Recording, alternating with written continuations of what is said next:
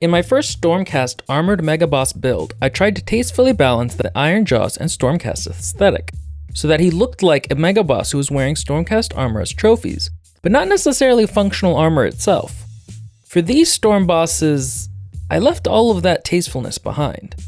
The origin of this madness was this Storm Brute I converted. I really liked this stance and concept of a demented Orc version of a hero or knight. But of course bigger was always better, so I was curious to see if I could replicate the concept with a Megaboss and not just Brute. I started by putting together the torso of the Megaboss without the arms since I knew I'd need to repose them.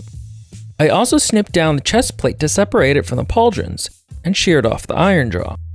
I would have liked to keep it to preserve more of the original Megaboss silhouette, but I knew it'd get in the way of the arms. I glued torso to legs and filled the empty torso with foil so I'd have something I could attach the arms to. For said arms, instead of using the original ones, I'm using the ones from the Maw Crusher set. They're a better length, and while I was pretty sure most of the arms would be covered with armor, underneath there'd still be at least a little musculature. They're obviously in the wrong position though, so I snipped them at the elbow joint. Just as with the Brute, I used globs of Procreate to reposition the arms. The hands I'm using here are from the Bulgor kit. They're a little too large for the Megaboss, but the Megaboss ones are angled in a way that would look wrong. I dry fitted the same huge sword from my last Megaboss to make sure the pose was working. If you're curious about how I made it, you can check out my previous video, but essentially it's just a pair of sword halves sandwiching plasticard.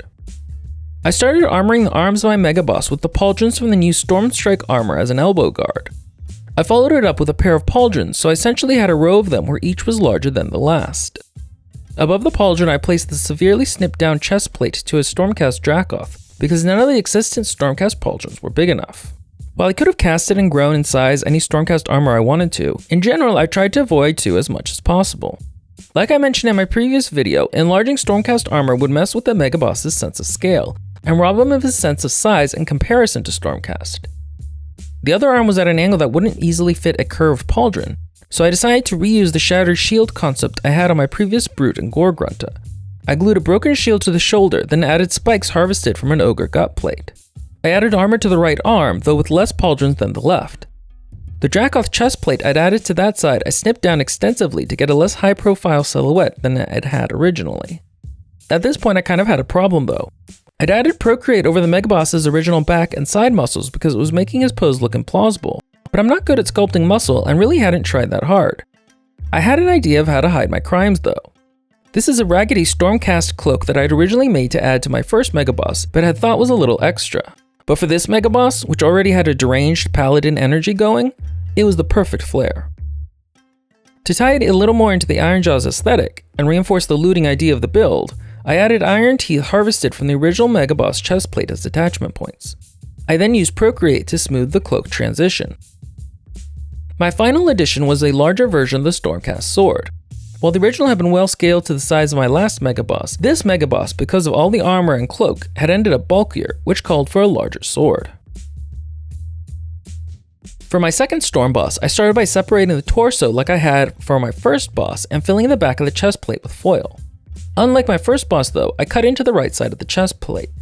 This was because I knew his arms simply wouldn't fit for the pose I had in mind because of how bulky they are. Said arms are the swole ones from the Bulgor kit. I attached the arm with a glob of green stuff and dry fitted the open hand from the original Megaboss kit. This is because I had a really specific pose in mind for this Megaboss. It's based on this piece of art I found online. It's a very samurai-esque pose that I feel like I've seen before in a bunch of anime, though I could never find another reference for it. This ended up being a really tricky pose to copy because it sort of functions on anime body physics. His sword wrist looks really odd, and it's not quite clear where his open hand is aimed to close on, and I ended up shifting it constantly throughout the build until it looked vaguely correct. To armor the left arm, I went half in with an Iron Jaws vambrace and a broken Stormcast shield for a pauldron. Mostly this was because I didn't want to just copy-paste the string of pauldrons from my previous Storm boss. I also gave him a different cloak, this one more actiony than just windswept, which really helps sell the boss's sense of movement. That said, it covers a lot less of the boss's back than my previous one, so I decided to replace the green stuff with the back muscles from the Bulgor kit. I knew this angle wasn't going to be quite right though, so I split the back down the spine and worked on one side and then the other. They ended up actually fitting a lot better than I thought though, and only required a little green stuff to smooth in. Over it, I reattached the fur cloak. I hadn't been loving how the broken shield pauldron was looking, So I replaced it with the front from the Stormstrike Chariot. It's larger than a normal shield, and I had to heat it to get it to curve properly. I really like how big and bulky it turned out, like he has one arm dedicated to shrugging off attacks. The prominence of the Sigmar symbol is also a nice touch, though I later went in to rough it up a little. For my third Storm Boss, I started out by filling out the torso with crinkled foil like I had in my previous build. I had a really different pose in mind for this one, a sort of sword high, about to strike look. Luckily, the Bulgors have a pair of arms that are in a similar stance, though in this case they're holding separate weapons instead of one together. To make them work, I lengthened the forearms with a plastic card sheet.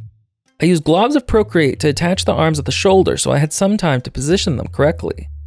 I pre-assembled my Storm Boss's sword in a way where the hands could rotate around the hilt so they could be attached to the forearms, which I then did. One thing I didn't go over in my previous Storm Boss is that I'd widened the stance of the legs by swinging one out a bit. You can see the difference here with the original. This did leave a gap that I covered with a Stormcast plate. I used a glob of Procreate to attach these modified legs to the torso, and hated how it looked. He just looked really goofy and kind of reminiscent of the butt jutting out stance of the worst old 40k orcs. The problem I decided was the overhead stance, so I pushed the arms even further back to look like he's about to heave the sword over his head. This took cutting into the elbow of the left to make the angle more acute. I tested how this looked over the legs, then green stuffed everything into place. To armor the arms, I used a pair of shattered shields on the left and a pair of pauldrons on the right. This worked okay, but revealed kind of a problem with his midsection. Because his torso is tilted so far back, it was left really exposed. The original has an armored girdle thing, but it looks really funky when actually visible, and I had green stuffed over it. The exposed midsection was by far my biggest challenge with the model, and I tried a few approaches to fix it. First, I transplanted the abs from a Bulgor over it like I had the back muscles for my previous boss. This didn't work because the Bulgor muscles there have had the fur carved off and thus look a bit vague. It also just gave him a crop top look. Next, I tried sculpting abdominal armor vaguely inspired by the Uruk-hai in the Lord of the Rings movies. I've gotten better at sculpting armor since I started this channel, but it looks straight up terrible. Finally, I ended up hitting on a solution that worked. I cut a Stormcast shield in half and glued it to my boss's abdomen. To get it to fit, I had to take off my boss's breastplate, but that was fine. I took the opportunity to glue a new iron jaw in place and to reattach the breastplate more forward than I had before to give him a deeper chest to make up for how far he's leaning back. This worked pretty well, and I used green stuff to fill the gap.